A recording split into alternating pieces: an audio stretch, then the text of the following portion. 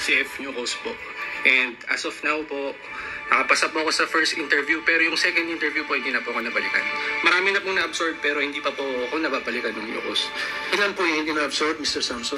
Sir, sa 938 po na nag-apply po, sa 938 po na tinanggal po nila, hindi po nila na-meet yung requirement po na mag-absorb ng 50%. And take note po, 50% lang. Opo, ang nilagay po nila sa provisionary license po kasi is 50%. So, Newcos is required to absorb 50% of the employees po who are existing na nagtatrabaho po sa Newcos, Pagcor Newcos. Ngayon po, hindi po nila na-meet yun. Kasi po, hindi naman po, una po, hindi po kami in-absorb. Ano po natin, himayin po natin para mas maganda. Ang ginawa po kasi ng Newcos management is pinag-apply po nila kami imbis na in-absorb nila kami. Pagkaiba po kasi yun. So, ang nakalagay po sa PL is to absorb the employees. Ang ginawa po nila is pinag-apply kami. Okay, so therefore, Mr. Salvosa, ang gusto ko mangyari dito, lahat, 100, not 50%, lahat ng mga empleyado sa Pagcor na dapat ma-absorb nitong casino na nag-privatize na at binente niya sa private, maliban na lang of course dun sa mga empleyado na may mga problema. Okay? May mga administrative problem. Pero kung wala, dapat they all should be absorbed.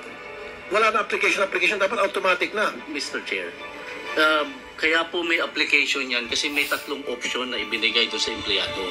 So we wouldn't know kung ano ang gusto nila doon sa tatlong option.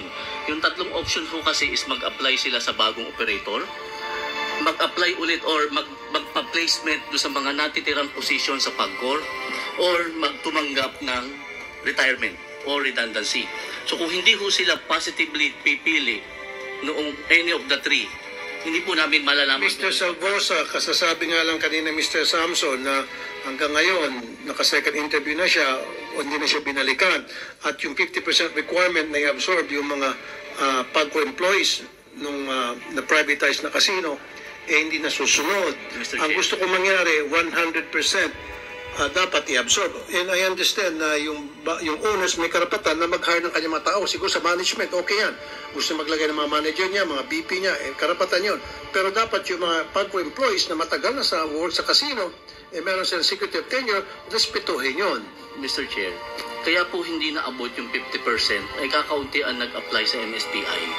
It's not the fault of MSPI. Mr. Samson, kukunti lang daw nag-apply sa inyo? Yun nga po yung problema, Senator Raffy.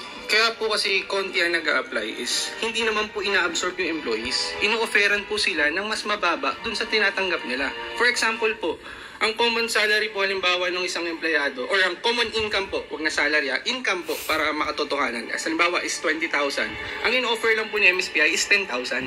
Ay, gagawa. So, ang layo po ng diferensya, Mr. Kahit na sino tatanggi. Yes po. Kaya kumikita ko ng 20,000 na, dididimot mo ako. Tagal-tagal ko na sa Pagcor, magdidimot ako, 10,000 na lang. Hindi ako papayag. Kaya pala, hindi na nangyari yung kagustuhan nila na 100% absorb. Kayo, 50% nga, hindi nila kaya. At saka, Senator Raffy, curriculum din po yung mga sinabi ni Atty. Sabi po niya, nagsimula daw po yung information drive nila during the town hall. Curriculum po yung hindi po totoo yun. Kasi po, so, sinungaling to? Yes po. Sinungaling ka pala, yes, Atty. Salvosa. Kasi po, simula pa lang po nung briefing, bago pa po magkaroon ng town hall, kinokondisyon na po nila kami na magpa-privatize kami. So, as early as... So, the town hall meeting happened or it did not happen? The town hall meeting happened, sir. Pero, again, prior to that po, kinokondisyon na nga po nila kami. Wala pa pong ano. Tsaka, sir, wala po silang nilabas na black and white. Puro po yan, verbal lang. Doon sa town hall meeting, meron ba yung exchanges of discussion? Sir, eto po. Meron po kami exchanges of discussion. Hiningan po namin sila ng minutes of the meeting. Hiningan po namin sila ng mga requirements, mga PL, MOA. Up to now po, hindi pa po nila nire-release sa amin yun. Okay, so pinayagan mo ba kayo doon sa town hall meeting na magtanong? Yes, sir. Sinagot nila? Di po nila sinagot direkta. Kasi nga po, hindi daw po sila lawyer or ano. So, hindi kayo satisfied? Hindi po, sir. Hindi po talaga. So, bali useless po yung town hall meeting na yun, Atty. Salvosa. Your Honor, please, the whole board and the chairman was in the town hall meeting. It was the chairman who was presiding in the town hall meeting.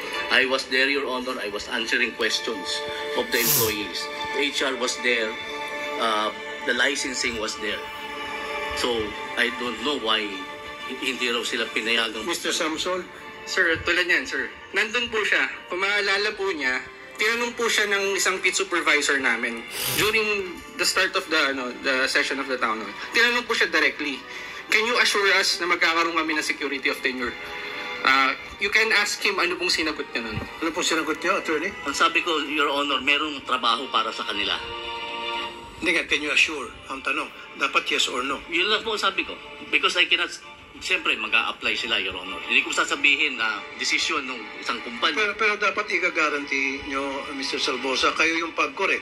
Kasi kung ayaw yung bigyan ng license yung nag-a-apply para ng casino, na private franchisee or franchise, magkaroon ng private franchise sa casino, pag hindi yung walang magagawa yun. Yes, so Mr. it's you call the shots. Pwede yung sabihin, sige, bago namin kayo aprobahan, kailangan i-absorb nyo certain numbers of employees. Yes, Mr. Pwede yung ilagay doon sa kontrata. Kasama ko At yun. walang magagawa itong mga gustong mag-apply ng casino. Yes, Mr. Chair, Magkaroon but ng casino. yun nga, we still give the new licensee the discretion to choose kung sino ang kanilang empleyadong i-hire. We cannot force them to do that. Nobody, I think, could force them to do that. No, sir. I beg to disagree. These people na matagal ang tatrabaho sa PAGCOR, as long as wala silang problema wala silang administrative case, at okay yung kanilang record, for me, dapat i-absorb sila 100%.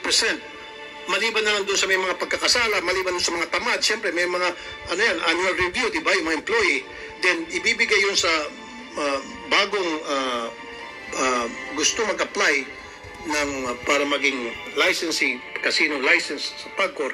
Tingnan niya. Okay, yung mga may record, huwag niya i-absorb, pero yung walang mga record, malinis, at 100% rate, kailangan ma-absorb yun. Pwede yung ilagay yun sa kontrata nyo. Walang magagawa yung gusto mag-apply ng license. Walang magagawa. Yes, Mr. Chair. Nakalagay naman na, nandun naman sa ano yun, talagang mag-absorb sila. Now, as to the one issue na maliit daw yung sahod, well, Mr. Chair, PAGCOR has been there for 40 years. Siyempre, through the years, tumataas yung benefits namin. Comparing them to essentially a startup. Siyempre, yung parang bata yan, gumagapang pa lang ngayon, Your Honor, yung kumpanya. Actually, that is what happened with the Entertainment City. Noong magbubukas ng Entertainment City, naglipatan yung mga taga-PAGCOR. There was they did not take any mas malaking sahod. But they took the opportunity to be the pioneers of that operation. So, yun lang po. Yung sinasabi niyo po, Mr. Samson, na 20,000 ang kinikita niyo. Ano to? Plus tip? Sweldo? Sir, ano lang po yung hypothetical po, sir. Hindi niyo pinipilang dito yung tip. Hindi po namin, kumbaga, Yung in-explain sweldo ko lang. lang po sa inyo yung difference. Hindi po yung exact figures kasi iba-iba po. Okay, sige. Alam ba, sa isang regular na casino employee, nagsasweldo ng 20,000? Bali, sir, ano po? Ako po, kasi napag-iwanan po yung sahod ko eh. Ang basic salary ko po is 10,598.98. 10,500. 10,598.98 po. Ganun po kababa. Wala sa minimum yan. Yes, sir. Yun At po. ang kinikita ng PAGCOR, bilyones. Tapos, below minimum, talo ka pa ng security guard. Yes, sir. Mas malaki pang sweldo ko sa kasambahay ko. Yes, sir. At driver ko. Mr. Chair. Ba't ganun? 10,500. Mr. Chair, that is the basic salary. But, as I said, through the years, may mga benefits na binibigay ang PAGCOR. Ano po yung mga benefits, sir? Magkano ho ang apps niya? Nadodoble ho yan eh. Because merong nanggagaling sa Provident Fund. Merong healthcare. Merong... Ito yung concern ko po sa take-home pay. yung take-home pay ko kasi... yun nga ho, doble Kahit pa yun. sabihin natin sa tagtarin mo ng benefits, health benefits and all, pero pag-uwi niya ng bahay niya, 10,500 ang tatanggap niya sa isang buwan, kulang po yun. Mr. Chair, Sa isang pamilya na dalawang anak. Mr. Chair, ang sabi ko nga ho, doble yun. Because of that release dun sa Provident. Magkano take-home pay niyo po? Sir, una po muna. Magkano po yung regular? Ano po magsasabi kasi matagal na po ako sa PAGCOR since 1986. Ang basic salary ko is 15,500. Mayroon din akong allowance lang. Kasi hindi mo naman pwede makompute yung allowance sa retirement pay. Sabi po sa 15,500 na sweldo niyo at ilang taon na kayo sa PAGCOR? 37 years. Sa 37 years, Hanggang ngayon, 15,700 lang sweldo niya. Wala pa sa minimum. Again, Mr. Chair, that is the basic. Regardless, sir. No. Basic is basic. Sige, naintindihan ko ang basic. Pero dapat, ang basic pay niya, that dahil 37 years na siya sa PAGCOR, hindi na dapat 15,700. Your Honor, that was the way it was structured by previous administrations na... Well, then baguhin natin itong structure ninyo. Yes, Mr. Chair, but we are, because there is the GCG law since 2010, hindi ho namin mabago. We are just now applying for the CPCS. Pag nabago ho po yung CPCS, doon po lataas yung basic. But we have to go through that process, Mr. Chair. Yung mga matataas na opisyal sa PAGCOR, nagsiyaman na naging bilyonaryo na, alam niyo naman yan eh. Samantala itong mga empleyado, yung napapakandak mo pa, meron kayong mga empleyado, mga boss nyo dyan, pag lumabas sa kalye, 10 karapan na bodyguards. Bakit magbabodyguard pag karami-rami? Takot ba siya na, dahil kumikita ng limpak-limpak sa lapi, samantala yung mga tao niya, bari-bari kinikita. Yun lang po ang naging problema namin since 2010, Your Honor, yung pong CPCS. No, sir. Well, we have to revisit that CPS law kung batas ba yan para magkaroon ng adjustment at ito mga employees sa PAGCOR na pagkatagal-tagal, 37 years, 15,000 pa lang, Senator Coco. I'd like to acknowledge the presence of Senator Coco Pimentel. 15,700, you said? 15,500 po. 15,500, Senator Coco. 37 years. 7 years. Yung kanyang basic pay. Hindi makatarungan yan. Sabi mo, meron batas. Well, I'd like to see that law and revisit that and change that. Amend that. Para pumantay sa industry standard yung kanilang sweldo. Yes, sir. Mr. Tungkol po sa sinasabi niyang CPCS na ginagawa sa ngayon, since naglalabas si President Rodrigo Duterte ng Executive Order 150 ng 2021, October, pero ang nagtatanong po ako sa GCG, bakit hanggang ngayon hindi pa napapatupad sa amin ng CPCS? Samantalang kami na lang ata ang GOCC na hindi nabibigyan ng ATIO, ng CPCS, authority to implement. Ang sabi po sa akin ng GCG, dinidribble daw po ng PAGCOR para hindi matuloy ang CPCS. Ayan, bakit nyo dinidribble, Mr. Salvosa? Hindi ho totoo dinidribble namin. Actually, minamadali ho yan. Kung minamadali, sabi, wala na sila dito ngayon. Hindi sila magreklamo. Actually ho, hindi ko alam kung sino nagsabi sa kanyang dinidribble ng PAGCOR. Sino nagsabi sa inyo na dinidribble? Ang head executive assistant po ni dating chairman ng GCG, ni Commissioner Quiros, Justice Quiros. Ang nagsabi po sa akin, si Attorney Remos Reyes, na nagpapasa po sila, pero kulang. Anin mo yung kulang kung hindi naman ma-aproban. So, ang tingin po na ni Atty. Remos, dinidribble. Kasi kung kinukumpleto nila ang pagpasa ng mga papel, automatic ma-aproban po. Atty. Salvosa. Your Honor, please, I think that if that is the perception of the person, it's not reflective of the position of the agency.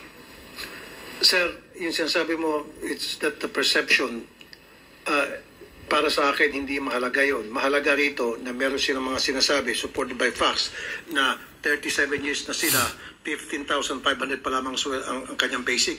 Ikaw, Mr. Samson, ilang taong ka na?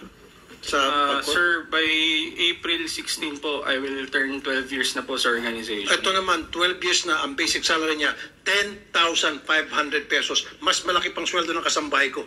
Actually nga ho, Mas malaki pang basic na sweldo ng kasambahay ko sa 10,500. Ito'y 12 years na sa inyo. At kumikita ang PAGCOR ng bilyones. Actually ho, sir, yun nga po ang sinasabi ko. That is how the benefits package and the compensation package. Nasa batas ba yan? Hindi po, kasi before the GCG... Hindi nga, nasa batas ba yan? So, sa PAGCOR lang na ano yan? Noon po kasi ang... No, tanong ka din, wala sa batas. Your Honor. So, kayo lang gumawa-gawa. Your Honor, No, yes or no lang. Kayo lang batas po, Your Honor. Na anong klase, anong batas? Doon po sa charter ng PAGCOR may nakalagay pong provision that personnel policies of PAGCOR shall be governed by the board. Governed by the board. So, kung gano'n, governed by the board, kayo dyan sa board, sabihin nyo kung magkano yung dapat maging basic nila, that should be up to the market standard. Industry standard. Wala sa industry standard to. 37 years, 15,500 pa lang yung kanyang basic. 12 years, 10,500 yung kanyang basic. Kayo lang pala dyan sa board ang gumagawa ng patakaran. Your So Honor, baguhin yung patakaran. Sino ba yung mga nasa board? Magkano ba sweldo ng bawat board? Ikaw, member ka ng board. hindi po. Magkano sweldo ng board? Isang member, ba't bigyan ka ng example? Wala akong sweldo, allowance lang po. Magkano allowance per meeting? Kasi alam ko, per board meeting, magkano? Hindi alam yun. No, imposible. Miss Sharon Quintanilla, magkano? Huwag ka magsinungaling dito. Tumaas ka kayo, tumayo kayo, magkano kayo? Ipaut niya ito. Pero on top of that po, meron silang nakukuwang performance-based incentive And na annual lang po. Pero magkano? subject po sa approval pa din po ng GCG. I know, pero magkano yung performance? Variable po yung amount. Magkano yung average? I think yung last ko pong recall, baka a little above 1 million lang po. Oh, tangina. Ay, sorry. 1 million performance. A year po yun, sir. Kaya nga, performance lang ito, pwera pa doon sa per board meeting, attendance board meeting. So 1 million. If we are...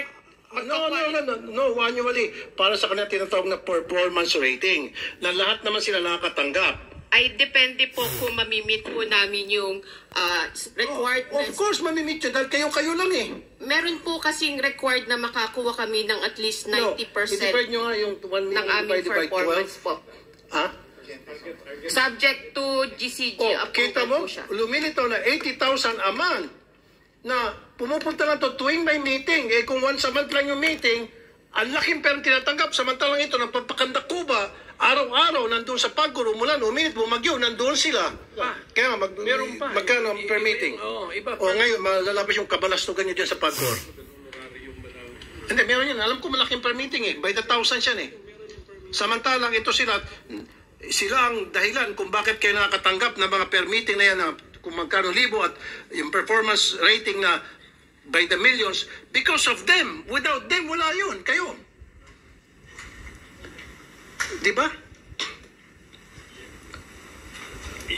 Ngayon, tell me, magkano? Sige, so performance rating, sabi nyo, is 1 million. Yung sabi mo, depende pa. No, bullshit. Ay, sorry. Hindi ako maniniwala. Kayo dyan, pwede kayo maglutuan. Kayo sabihin, ikaw, 1 million performance rating, ikaw, 1.5. Ikaw, kunya 500, pare naman, pat 500. 1 million na rin ako. O sige, 1 million ka na rin. Kayo lang dyan eh. Huwag ka magsinungaling, taking ka, mahirap makulong sa baba. You are the VP of Finance. Dapat alam mo na ito noon pa. Grabe ka naman, ma'am. You came here not prepared. Dapat, ma'am, Meron bilang po kasi finance, amount per meeting and then may maximum pong amount na kahit lumagpas po yung ilang meeting, may cap po siya. So just to be sure po, okay. kukunin ko po yung data po. So, gusto ko magkano yung natatanggap average per ilang bang meeting sa isang buwan? Ilang board meeting sa isang buwan? Weekly po, merong pong... 4. Huwag ka magsinungaling, taking ka, mahirap makulong sa baba. You are the VP of Finance. Dapat alam mo na ito noon pa. Grabe ka naman, ma'am. You came here not prepared. Dapat, ma'am, meron bilang po kasi finance, amount per meeting and then may maximum pong amount na kahit lumagpas po yung ilang meeting, may cap po siya. So just to be sure po, okay. kukunin ko po yung data po. So, gusto ko magkano yung natatanggap average per ilang bang meeting sa isang buwan? Ilang board meeting sa isang buwan? Weekly po, merong pong... 4. Wow. Ito na. Magkakabulgara na. 4 times a week. A month. Okay. Ang tanong, magkano per board meeting? Ako, hulaan ko, 50,000 per board meeting yan. 200,000 a month. 50, hintay na. Pero ako hula lang to. 50,000 yan per board meeting a month. Napapatawa ka. Kung sa SSS ka, mas mataas pa. Kayo pa kaya? Sa mga SSS, hindi lang. 60,000 pata sa SSS board members. O kayo sa Pagcor, mas malaki kasi sugal kayo pera kayo Yes, Mr. Alvarez. Ang alam po namin ay twice a week sila nagmi-meeting. Hindi, sabi niya 4 times a week daw eh. 4 Hindi, times a month. twice a week sa week. Kaya, Twice a week. So 8 times. opo. Oh. Yun ang alam po namin. Oh, 2 times. Naku.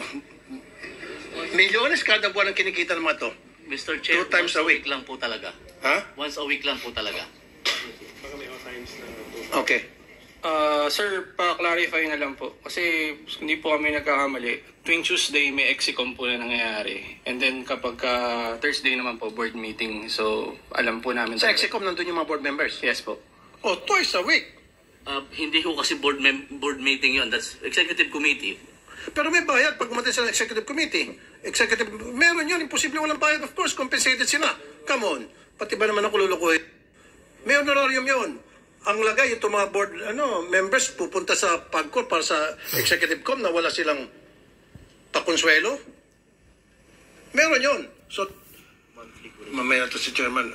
So, for every EXCOM meeting po, 24,000 po yung gross na per time. Pero naman po, maximum... Ito, 24 per executive execom. Yes po, but So, that's for 4 times. So, in a month, 48 lang po kasi naka-maximum po siya ng 48 in a month. so 48 in a month. Doon sa execom. Yes, doon sa board meeting, And sa board po, sir, 40K per board with maximum of 80K per month. okay, sige. 80 plus 48? So, 128 po. 128 ang per month ng isang board member. Plus, yung 1 million a year, so, i-divide mo yan sa 12, 80,000. So, equals to 200,000 a month ang sweldo ng mga board members ninyo. Kahit na ito'y bago lang pasok, ka-appoint lang, na most of them were accommodations, na walang ka-experience tungkol sa pagsusugal, walang experience sa gaming, pinabili ng suka dyan sa sari-sari store at nakita ng padrino, halika rito, pasok ka sa PAGCOR, pinasok, and yet tatanggap ng 208,000, samantalang ito, sila, then 27 years, 12 years, below minimum wage.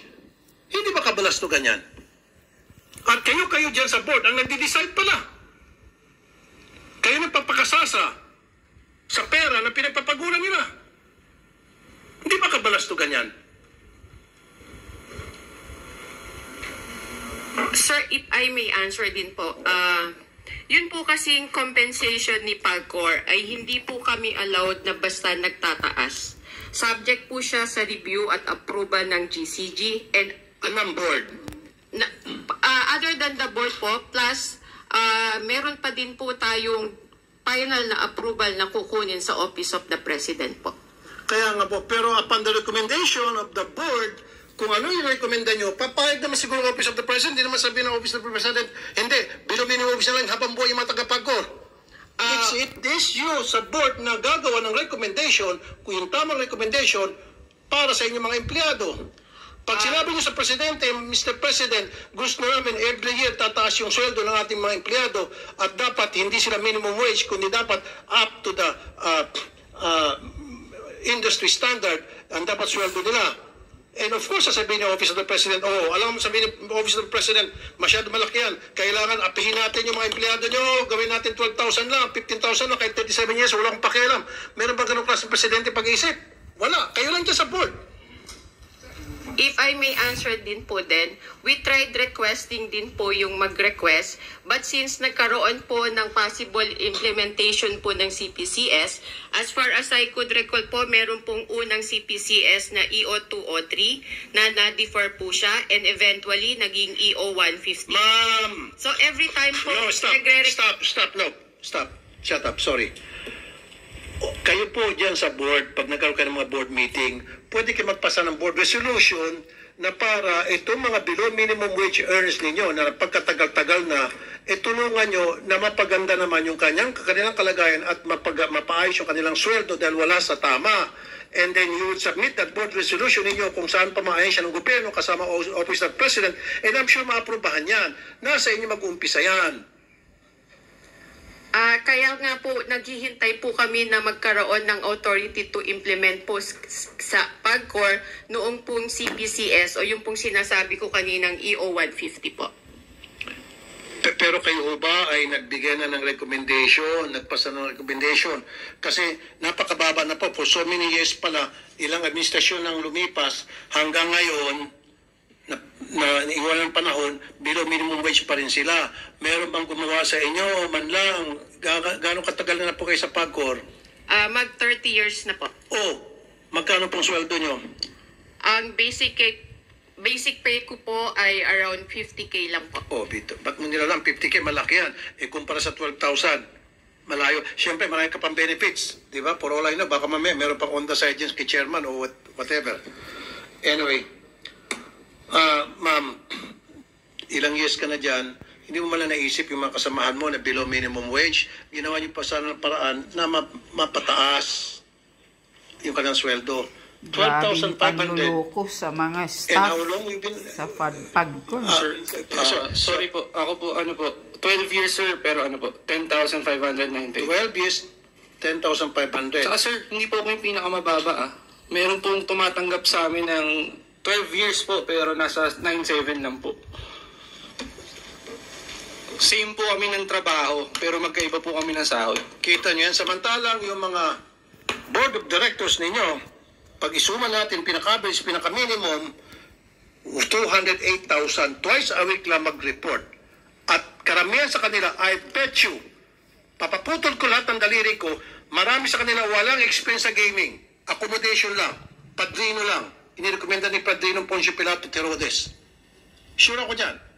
And yet, natanggap na 208,000. Ito, matagal na nagpapatakbo ng PAGCOR, below minimum wage. Hindi ba kabalas to ganyan? Alam niyo po yan. Wala man lang kayong ginawa. We tried requesting po pero sinabihan po kami na intayin na lang yung implementation po ng CPCS. Intayin for a long, long time and you've been there for how many years again, ma'am? Yung pong sinasabi kong EO 203 ay matagal na po siya pero na-defer and eventually na-aprobahan po nung time ng Duterte yung EO 150. So EO 150, so naprobahan nun na below minimum wage pa rin yung mga tao niyo? And lagi pong mayroong pong sinasabing moratorium, hindi ko lang po ma-recall kung... So ibig sabihin lahat ng presidente pumapayag na apihin ang mga empleyado ng PAGCOR? Lahat ng presidente? Gusto? Ay, Diyos ko Lord, sulatan natin grabe si to President Duterte kung tama yung pinagsabi mo. Was it explained to him thoroughly na Mr. President, itong ni-request namin, ibig sabihin ito, below minimum wage yung tataasan natin yung sweldo ng mga PAGCOR employees at sinabi ni Presidente, no, hindi, moratorium lang. Hindi naman po diretsong sa OP. Laging nadaan po kami sa proseso kasi meron po kaming mga limitation, let's say kagaya po ng sa GCG. Pero nirecommend nyo po ba sa mga agency na binabanggit nyo na in-explain nyo rin doon na napakababa ang sweldo ng mga PAGCOR employees, way below minimum wage. Meron tayong batas sa minimum wage, remember? Meron tayong batas sa minimum wage. Tapos ngayon, kayo ay under sa government kayo? Entity. And yet, hindi nyo kayang sundin kung ano yung nakalagay sa batas? We tried to point it out po. In fact, even in one of the meetings po sa Malacanang, we highlighted that this is, ito lang po yung BIP or basic pay na mga nakukuha ng PAGCOR. Pero still po, hindi po kami ganun na pagbigyan po ng pansin. Okay, so sinabi nyo sa Malacanang, sino dun sa Malacanang sinabihan nyo po? Actually, in one of the meetings po specific with the GCG kasi nga po yung... Hindi nga po, sino nga po doon at did you do it in writing in black and white? And I'd like to see a copy of that. Dahil kasi from now on, ako mismo, kung kinakailan pupunta ko in person sa Malacanang, ibibigay ko yon. Time pa po ito ni dating President Noynoy Aquino and under the Nagyat admin po. We try to point out po na ganun lang po yung basic pay namin. Mahina kayo mag-explain. Compared to other government agencies. Kaya nga po, mahina kayo mag-explain. Baka hindi nyo kayang explain na maayos. Kasi kung it was properly explained na kailangan taasan na natin itong mga empleyado natin, below minimum wage sila, meron tayong batas na sinasabing dapat na sinusunod yung minimum wage sa gobyerno tayo, kailangan taasan na natin yung kanilang sweldo. Kung explain it properly, I'm sure yung Malacanang papayag. Comfortable sleep